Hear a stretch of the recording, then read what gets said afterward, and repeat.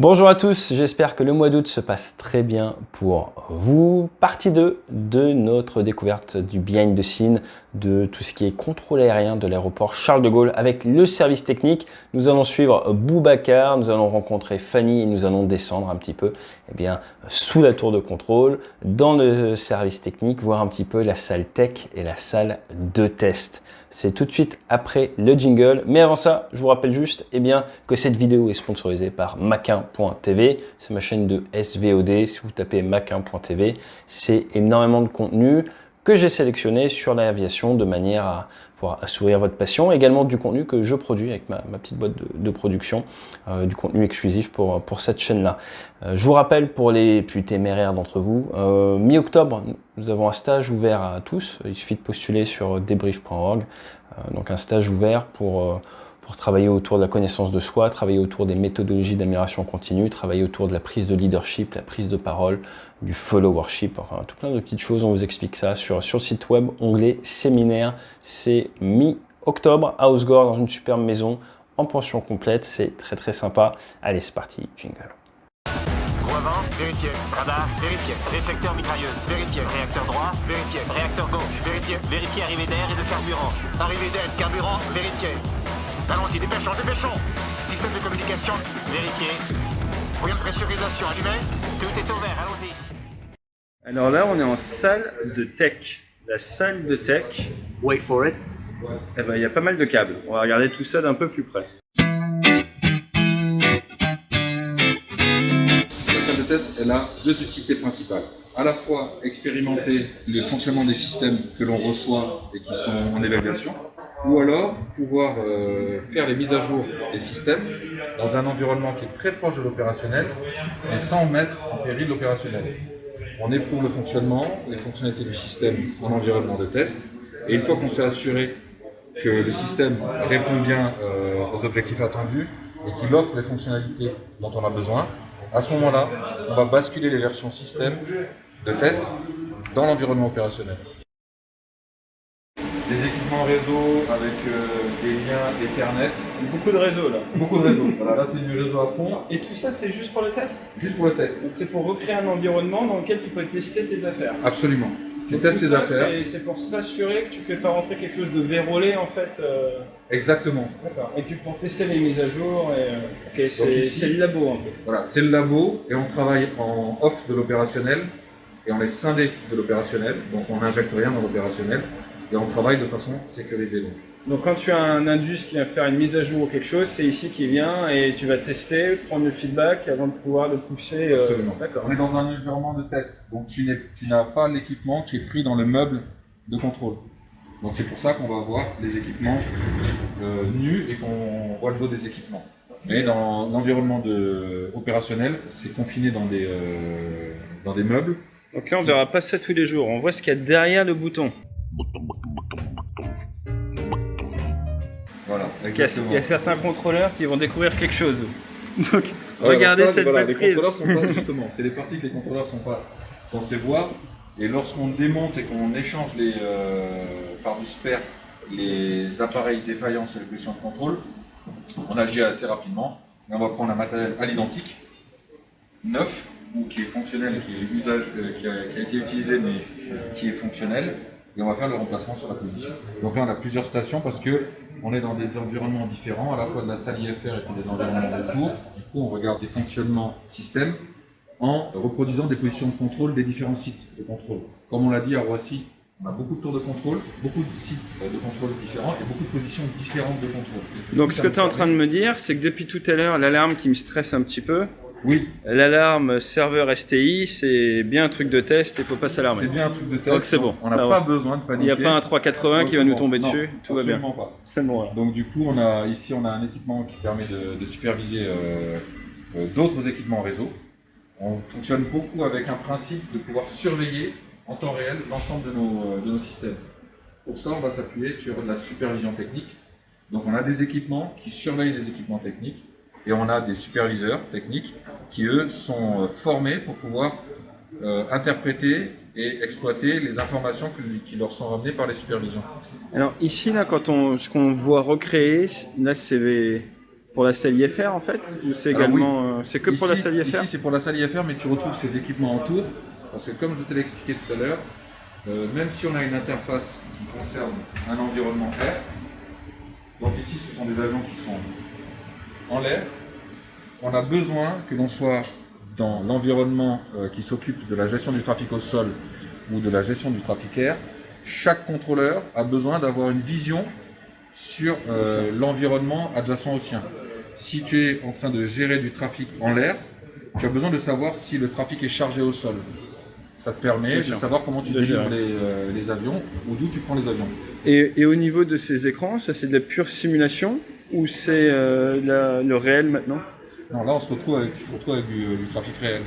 Mais Ah dans donc tu fais... l'environnement test. Ah c'est génial, donc en fait tu prends tu prends toutes les vraies informations, Oui, et sauf qu'en fait c'est un deuxième réseau quoi. voilà, c'est un Donc deuxième c'est pas réseau. juste, là, c'est un réseau qui est quand même branché, qui reçoit en down les infos et d'accord. Ah, tu vois, Il mange de super. l'information opérationnelle Ok. et il se comporte exactement à l'identique de l'opérationnel, mais on ne l'exploite pas en opérationnel. Ben là, vous avez Fanny qui est ingénieure des systèmes de la sécurité aérienne, qui a fini. Tu peux nous dire un petit peu ton parcours? Tu as fait l'ENAC. J'ai fait l'ENAC, j'ai ensuite été affectée au SNRP Roissy-Charles de Gaulle, donc dans l'entité radio et téléphone. Donc on s'occupe vraiment de tous les équipements téléphoniques de la plateforme de CDG et du Bourget. Et donc là j'ai fini mon projet de fin d'études, j'ai donc été diplômée. Je suis en train de passer mes formations pour passer ma qualification technique qui va me titulariser dans le corps des USSA. Et ensuite, je continue mes formations pour obtenir mon autorisation d'exercice et donc pouvoir intervenir sur les différents systèmes de mon entité. Toi, c'est la formation que tu as suivie aussi ou... Oui. Ouais, pareil, même formation. Voilà, on D'accord. passe par l'École nationale de l'aviation civile. Ouais. Ensuite, on a une affectation dans le centre, finalement, dans lequel on évoluera. Ouais. C'est la première affectation, donc c'est le C'est début de parti. carrière. Ouais. Quand on arrive dans le centre, les centres ont des politiques différentes, mais on va être affecté à un domaine de compétences. Comme je les ai mentionnés tout à l'heure, tu as du radar, tu as de la radionavigation, tu as des télécommunications, tu as du... Toi, tu veux travailler dans quoi du coup? Bah, là je suis en entité radio et téléphone. Radio-téléphone. Il est resté, C'est porteur, pendant c'est un bien petit ça. moment. C'est oui, c'est le premier service support du contrôle aérien. Donc, Ok, c'est important. vraiment- C'est critique et c'est à la fois passionnant et intéressant. Donc Des- c'est super. Des bonnes radios, c'est important. Absolument. Exactement. Et donc, ils vont se titulariser, et puis ensuite, ils vont entamer le cursus qui leur permet d'avoir l'autorisation d'exercice qui permet d'intervenir en opérationnel et de façon autonome. Et après, ils font leur formation de superviseur technique et ils seront lâchés solo pour devenir des superviseurs comme moi je l'ai fait pendant 15 ans ou comme le sont les collègues qui sont en train de travailler dans la travail adjacent. Donc Maths P, et derrière 3 ans à l'ENAC. 3 ans à l'ENAC et en fait la dernière année se fait en centre d'affectation. Donc là je viens de terminer ma dernière année. D'accord, très bien. Et opérationnel du coup dans 2 ans à peu près, dans 1 an, dans... Opérationnel quelques dans... mois. Wait for it. Un an. Ça va Here être it comes. entre 6 et 1 an. Donc 6 à 7 années post-bac pour pouvoir commencer à être opérationnel. Oui. C'est ça, 7 années. Ouais. Ok. Tu as aussi un cursus avec des DUT. Donc à partir de Bac plus 2, tu peux intégrer l'ENAC D'accord. pour faire le En diplôme. fait, on peut intégrer le corps des USSA en ayant fait Maths P ou des DUT. Parfait. C'est un concours ouvert à plusieurs filières. Super. Eh ben, c'est très clair. Merci pour ce... Voilà. Et on- pour la on nouvelle compte sur génération. Fanny. Voilà, on compte sur Fanny. Ils sont plus jeunes, ils sont plus vifs, ils sont plus performants Motivés. et hyper motivés aussi. Donc, Parfait. Bon, Merci. bah, c'est super. Radar, radionavigation, télécom et puis les visualisations air. On va retrouver l'ensemble des systèmes centraux dans cette grande pièce qu'on appelle la salle technique. Et le principe, c'est que pour circonscrire les matériels et se repérer, on crée ce qu'on appelle des îlots. Les îlots sont identifiés en haut par des noms qui représentent le domaine de compétences. Là, on a RT pour du radiotéléphone. Et puis ensuite, on va rassembler les systèmes dans des baies techniques. La baie technique, c'est une baie qui est faite pour pouvoir travailler dedans. Donc, on amène une protection en façade pour qu'on ne puisse pas intervenir directement et débrancher les systèmes, mais en même temps, des ouvertures faciles pour pouvoir intervenir techniquement sur les systèmes. On a des systèmes qui sont raccordés entre eux, mais qui sont raccordés avec d'autres îlots. Comment ils sont raccordés avec d'autres îlots? À travers des câbles, comme on peut le voir ici dans l'arrière de la baie. Donc ici, on voit des câbles qui vont partir où? Qui vont partir dans les sous-sols. Le principe, c'est que lorsqu'on a besoin d'interconnecter des systèmes, on va passer par cet élément central qu'on appelle une baie de brassage générale chez nous. Donc ici, ça nous permet d'interconnecter de façon filaire les différentes baies et les différents équipements qui ont besoin d'échanger des informations. Quand on regarde derrière le rideau, ça donne quoi? On se retrouve ici, Ah oui. avec du câblage. Il y a combien de kilomètres de câbles ici? Des millions. Des millions. J'aurais du mal à te le dire. Beaucoup. Mais il y a des Assez. kilomètres. Donc là, tout ça ici, c'est pour la salle IFR qui est au-dessus? Ici, tu alimentes à la fois les sites extérieurs D'accord. et puis la salle IFR et la tour centrale. Et la tour mais centrale. aussi les autres tours. Et dès qu'on va aller vers d'autres sites extérieurs, on va passer par des équipements qu'on appelle les équipements d'interconnexion. D'accord. Donc on va passer sur de la fibre optique avec des transmetteurs, en face des récepteurs, et puis on va pouvoir alimenter les systèmes en information. Donc Très bien. ici, tu as des équipements, comment dire, tu as des infrastructures techniques qui vont capter certaines informations, typiquement du radar, des équipements d'émission ou de réception radio. Ils vont ramener ça vers les systèmes centraux, et les systèmes centraux vont ensuite les diffuser sur les positions de contrôle qui sont réparties sur l'ensemble de la plateforme. Très bien.